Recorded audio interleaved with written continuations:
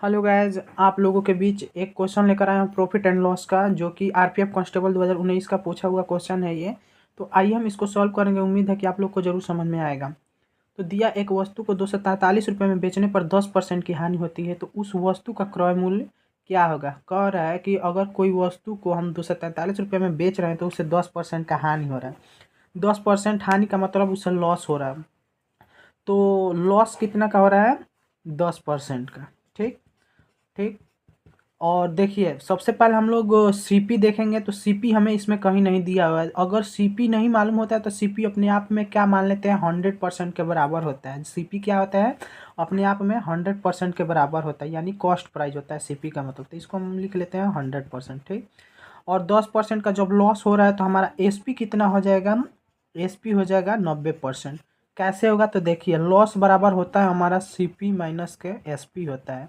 जब हम एसपी निकालना है तो एसपी को माइनस में इधर तो इधर आएगा तो प्लस में आ जाएगा। ठीक। जब हम इसको लिखेंगे तो सीपी ऐसे रह जाएगा। जब ये लॉस प्लस में तो इधर जाएगा तो ये माइनस में हो जाएगा। ठीक। वही हम वैल्यू यहाँ पर रख दिए, सीपी 100 रख दिया हूँ और माइनस लॉस 10 रख दिया हूँ। तो हमारा एसपी निकल के 90% आ गया है। ठीक। तो वही मैंने किया हूँ। अब देखिए, जब हमारा एसपी निकल गया 90%, तो 90% का वैल्यू कितना दिया है? 243 रुपये में बेचने पर। तो बेचने पर तो हम यानी कि एसपी का मान दिया है ये, तो 90 का वैल्यू हमारा दे दिया। 90% का वैल्यू हमारा दिया है 243 दिया है। ठीक।